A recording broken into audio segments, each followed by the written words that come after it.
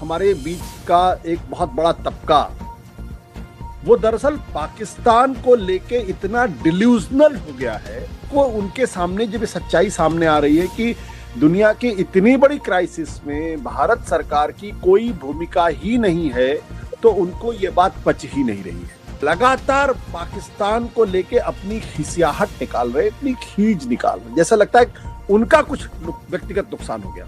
पाकिस्तान ने अपनी विदेश नीति को पिछले कुछ सालों में बहुत कायदे से कैलिब्रेट किया है, उसको कैलिब्रेट किया है, और जो तलवार पे की धार पर चलने का जो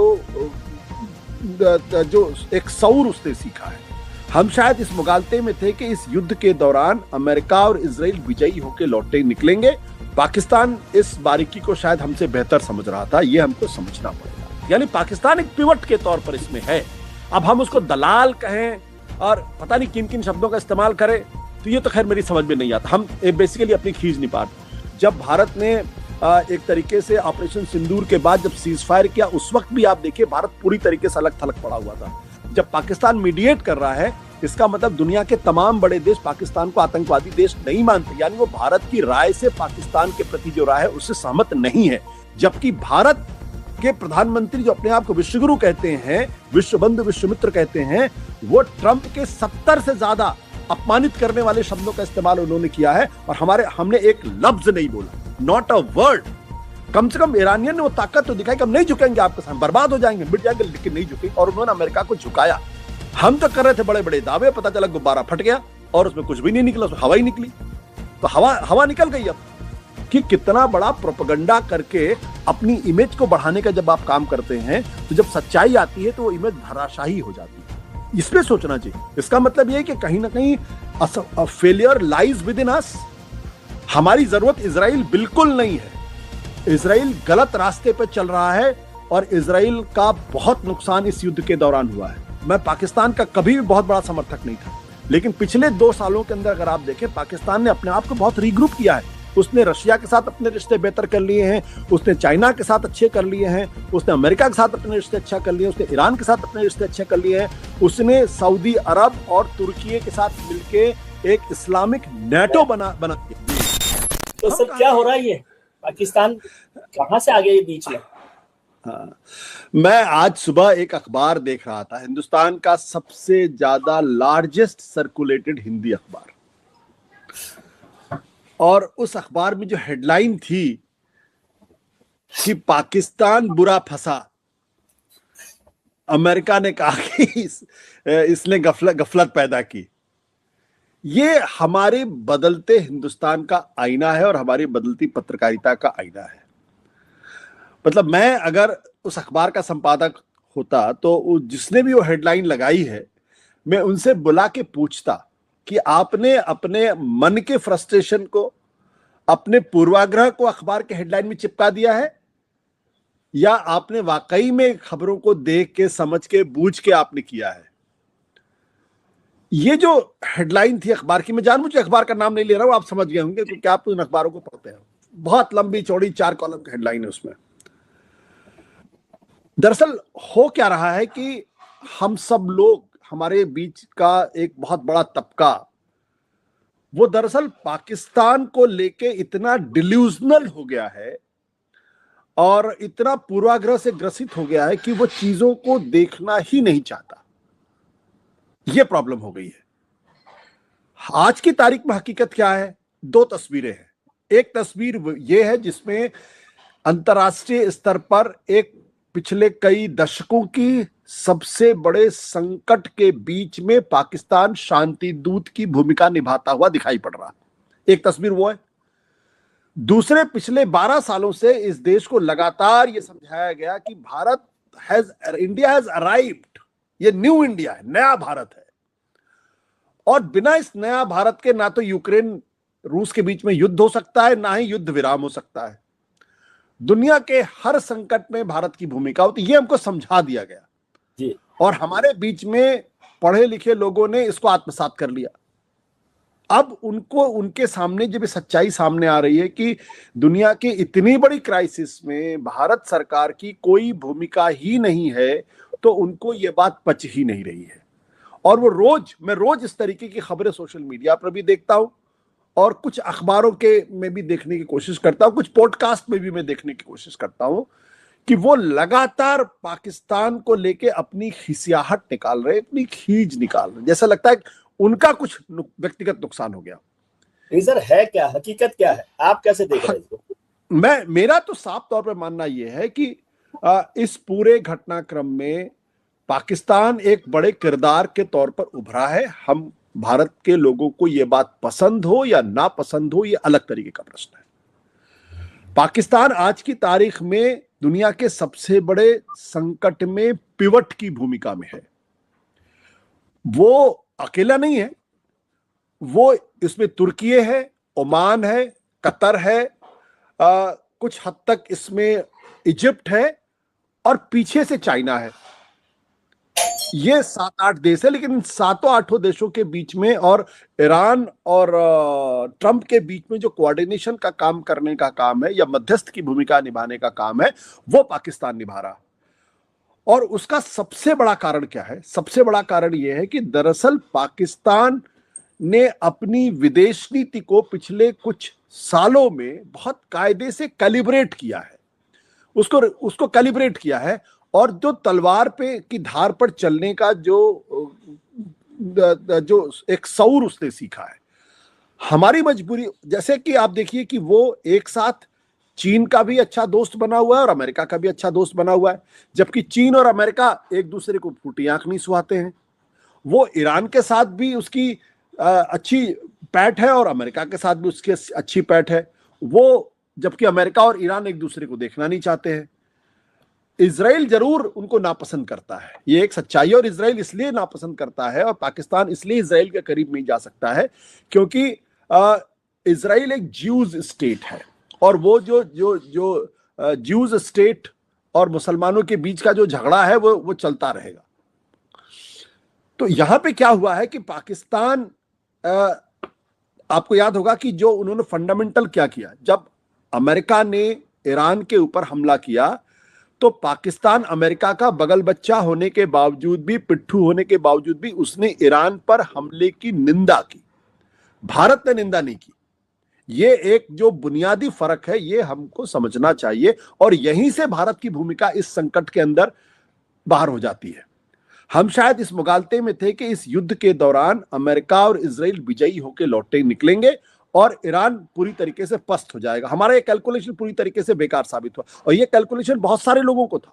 ये कैलकुलेशन खुद नेतन्याहू को भी था, यही कैलकुलेशन खुद ट्रंप को भी था।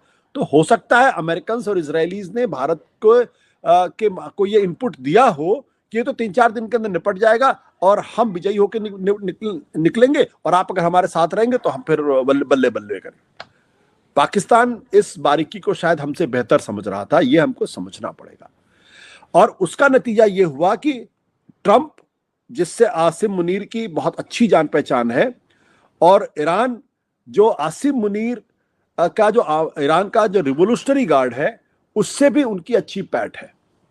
तो अमेरिकन को लगा कि अगर ईरान के साथ अगर कोई आदमी मीडिएट कर सकता है या संदेश वाहक बन सकता है तो पाकिस्तान बन सकता है।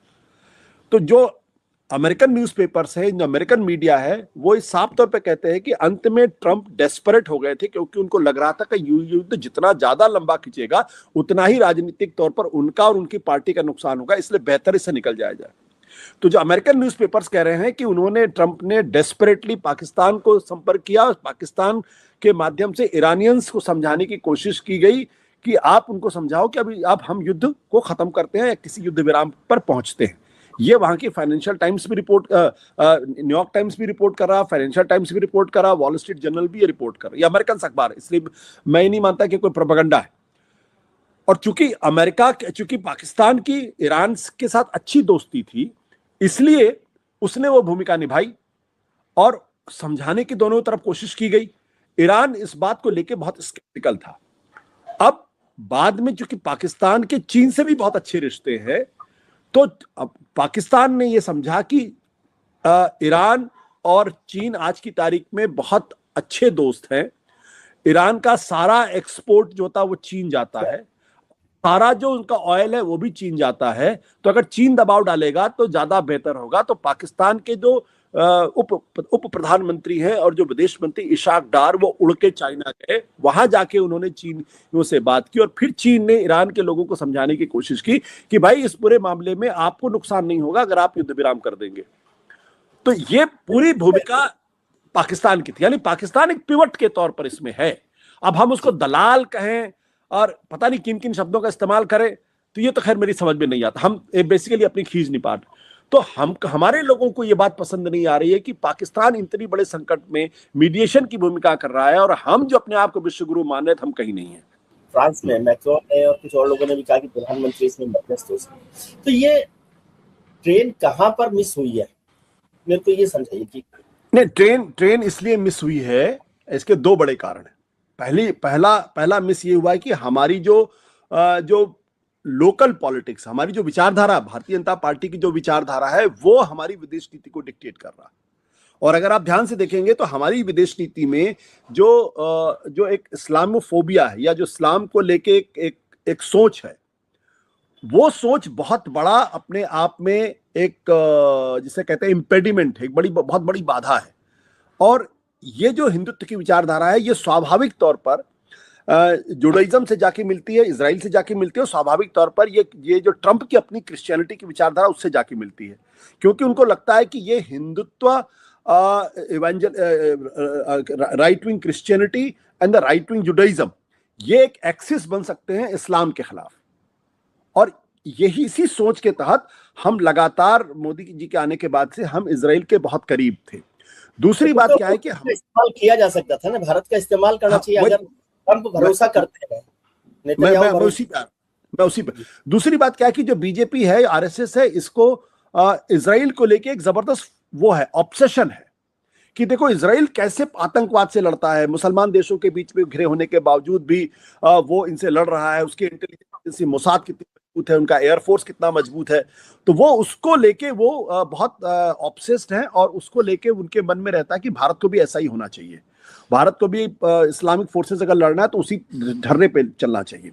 ये उनकी सोच है। दिक्कत इसमें क्या होती है? दिक्कत इस बात को लेके होती है कि उनको ये इस बात को भूल जाते हैं कि दरअसल इजराइल की पूरी ताकत अमेरिका है। जिस दिन अमेरिका उनसे हाथ खींच लेगा उस दिन इजराइल कुछ भी नहीं रहेगा। 90 लाख लोगों का देश है, जाहिर सी बात है वो 9 करोड़ लोगों का सामना तो नहीं कर सकता उस तरीके से, अगर उसके पास टेक्नोलॉजी ना हो, अगर फाइनेंसेस ना हो, अगर आर्मामेंट्स ना हो और इंटेलिजेंस की जो सपोर्ट है वो उसके पास ना हो। तो हम इस बात को नहीं समझ रहे थे। पहला जो ब्लंडर हमने किया वो ये किया कि युद्ध के 2 दिन पहले प्रधानमंत्री नरेंद्र मोदी जी जो इजराइल चले गए, उसने और उसके 2 दिन के बाद हमला हो गया। तो निश्चित तौर पर जितने मुस्लिम कंट्रीज हैं या फिर कम से कम ईरान ने, ये उनके दिमाग में चला गया कि देखिए जरूर इनके बीच में कोई साठगांठ है, तभी तो 2 दिन पहले वो युद्ध में चले गए और उनके जाने के बाद युद्ध हो गया। कहीं ऐसा तो नहीं इन्होंने उकसा दिया। ये एक सोच होती है, एक इंसान की भी सोच होती है और समाज की भी सोच होती है। दूसरी बात, जब उनके सुप्रीम लीडर का कत्ल हुआ, आपने कोई शोक संदेश नहीं दिया, बल्कि मेरी जानकारी के हिसाब से यह कि तमाम जो भारत के जो एम्बेसीज थे, उन्होंने भारत के विदेश मंत्रालय से पूछा कि क्या हमको शोक संवेदना प्रकट करनी है, उनके यहाँ जाके उनकी डायरी में लिखना है या नहीं लिखना है। तो यहाँ से साफ तौर पर मना हो गया। उसके बाद जब देश के अंदर दबाव बना, तब 6 दिन के बाद हमारे विदेश सचिव गए और जाके उन्होंने कहा, उसमें भी उन्होंने खामनेई साहब का नाम नहीं लिखा, डेमाइस शब्द का इस्तेमाल किया। फिर उनके जो स्कूल पर हमला हुआ जिसमें लगभग 165 बच्चियों का कत्ल, उस पर भी आप चुप रहे। उनका जो नौसैनिक बेड़ा था जो हमारे साथ अभ्यास करने आया था, वापस जा रहा था, उसको डुबो दिया, उस पर भी आप चुप रहे। और फिर आप इस बात को इग्नोर कर गए कि दरअसल ईरान ने इजराइल पर हमला नहीं किया है, ईरान ने अमेरिका पे हमला नहीं किया है, ईरान एग्रेसर कंट्री नहीं है, ईरान पे हमला किया गया है। तो इन 4 चीजों को मिला के जो भारत ने स्टैंड लिया, और उसके बाद आखिरी जो जिसे कहते हैं नेल इन द कॉफिन था कि जब ईरान ने जब मिडिल ईस्ट के देशों के ऊपर हमला किया, तो आपने उनके राष्ट्राध्यक्षों, शासनाध्यक्षों को फोन करके कहा कि ये कंडेम किया गया। जब बात है निंदा की इस हमले की, यानी ईरान की आपने निंदा की, लेकिन जब ईरान पर हमला हुआ तो आपने उसकी निंदा नहीं की। तो इन 5 चीजों को अगर मिला दिए तो उसमें भारत की भूमिका एक पक्षधर की भूमिका हो गई। और जब आप पक्षधर की भूमिका में आ गए तो जाहिर सी बात है ईरान आपके ऊपर भरोसा नहीं करता। ये एक बड़ा कारण था जो हमारे विदेश नीति का ब्लंडर है। और मैं बार बार इसको कहता हूं कि हमारी विदेश नीति को चौपट करने में जो ब्यूरोक्रेट टर्न पॉलिटिशियन है, उनका सबसे बड़ा हाथ है। आप, और मैं इस बात को आज नहीं कह रहा हूं, जब भारत ने एक तरीके से ऑपरेशन सिंदूर के बाद जब सीज फायर किया, उस वक्त भी आप देखिए भारत पूरी तरीके से अलग थलग पड़ा हुआ था। फिर उसके बाद आपने पूरी दुनिया के देशों को भेजा डेलीगेशन समझाने के लिए पाकिस्तान एक रोग स्टेट है, आतंकवादी देश है। आपकी बात को किसी ने नहीं माना। आज की तारीख में अगर आपकी बात को माने होते तो पाकिस्तान का यह हश्र नहीं होता। पाकिस्तान, इसका मतलब जब पाकिस्तान मीडिएट कर रहा है, इसका मतलब दुनिया के तमाम बड़े देश पाकिस्तान को आतंकवादी देश नहीं मानते, यानी वो भारत की राय से पाकिस्तान के प्रति जो राय है उससे सहमत नहीं है। ये भारत की विदेश नीति की बहुत बड़ी असफलता है, लेकिन इसको हम लोग मानने को तैयार नहीं है। ईरान ने उस तरह से रेस्पॉन्ड नहीं किया जिससे ये लगे कि ईरान भारत से नाराज है। क्या ऐसा? देखिए, ये भी एक नैरेटिव है। ये नैरेटिव बताने की कोशिश बार बार की जा रही थी। हमारे टैंकर्स आ रहे, कितने टैंकर्स आए आप पूछ लीजिए जरा इनसे। भाई उसका प्रोपोर्शन आपको देखना पड़ेगा ना। भाई पाकिस्तान के अगर 4 टैंकर आ रहे थे और अगर 2 आ गए तो 50% हो गया। हमारे अगर वहां 38 फंसे हुए हैं और अगर 8 आ गए तो कितने परसेंट हो गया। दूसरी बात क्या है कि जो लोग ईरान को समझते हैं, ईरान एक सिविलाइजेशनल कंट्री है। उसके काम करने का तरीका और दूसरे जो अपस्टार्ट कंट्रीज उनके काम करने के तरीके में जमीन आसमान का फर्क होता है। वो इस बात को समझते हैं, उनकी जो सिविलाइजेशनल मेमोरी है, वो इस बात को जानते हैं कि अंतरराष्ट्रीय राजनीति में कोई लॉन्ग टर्म ना तो शत्रु होता है ना कोई लॉन्ग टर्म मित्र होता है। तो किसी भी घटनाक्रम पे आप बहुत औचक होके कोई प्रतिक्रिया मत दीजिए। देखिए, दुनिया में यह बात छिपी नहीं हुई कि इस वक्त हिंदुस्तान के अंदर जो सरकार है वो एक हिंदुत्ववादी सरकार है। इसका मतलब ये नहीं कि पूरा भारत वही सोच रहा है जो दरअसल मोदी सरकार सोच रहे हैं। ये बुनियादी फर्क है जिसको हमें समझना चाहिए, और ये पूरी दुनिया में ऐसा ही होता है कि वो अगर जो समझदार देश होते हैं वो इसी तरीके से रिएक्ट करते हैं। हम आज ईरान के बारे में चर्चा इसलिए कर रहे हैं क्योंकि युद्ध हुआ, उस युद्ध में अपने आप को उसने खड़ा किया और अमेरिका के सामने झुका नहीं। जबकि भारत के प्रधानमंत्री जो अपने आप को विश्वगुरु कहते हैं, विश्व बंधु विश्व मित्र कहते हैं, वो ट्रंप के 70 से ज्यादा अपमानित करने वाले शब्दों का इस्तेमाल उन्होंने किया है और हमने एक लफ्ज नहीं बोला, नॉट अ वर्ड। तो हमारा स्व कहां है? हमारा जो भारत का स्व कहां है? हमारी ईगो कहां है? हमारी ह्यूब्रिस कहां है? हमारा स्वाभिमान कहां है? कम से कम ईरानियन ने वो ताकत तो दिखाई कि हम नहीं झुकेंगे आपके सामने, बर्बाद हो जाएंगे, मिट जाएंगे, लेकिन नहीं झुकेंगे, और उन्होंने अमेरिका को झुकाया। अगर हम इसकी तारीफ नहीं करना चाहते तो बात अलग है। हम तो लगातार न्यूयॉर्क टाइम्स वगैरह अमेरिकी अखबार देख रहे थे कि युद्ध के दौरान भी जिस तरीके से वहां के अखबार नवीस अपनी सरकार की आलोचना कर रहे थे, लगातार उनके खिलाफ लिख रहे थे, लगातार उनको बता रहे थे कि ट्रंप किस तरीके से किस तरीके से पूरे अमेरिका को बर्बाद करने में तुला हुआ है, क्यों नहीं इसको हटा देना चाहिए। ये जर्नलिज्म हमारे कहते हैं आप तो देश के खिलाफ है, आप तो आर्मी के खिलाफ है। तो क्या अमेरिका में जो तमाम मीडिया वाले जो लगातार युद्ध के दौरान उसकी आलोचना कर रहे थे, क्या वो अमेरिका के खिलाफ थे? वो दरअसल असली अमेरिकन हैं। हम लोग जो भारत सरकार के आलोचक माने जाते हैं, जब हम लोग असली भारतीय हैं, ये लोग नकली हैं। इनको समझना चाहिए कि आपको कॉपीराइट नहीं है। मैं फिर इस बात को दोहराना चाहता हूं कि ये जो पूरी डिबेट खड़ी की जा रही ना, ये डिबेट दरअसल अपनी खींच निकालने के लिए है।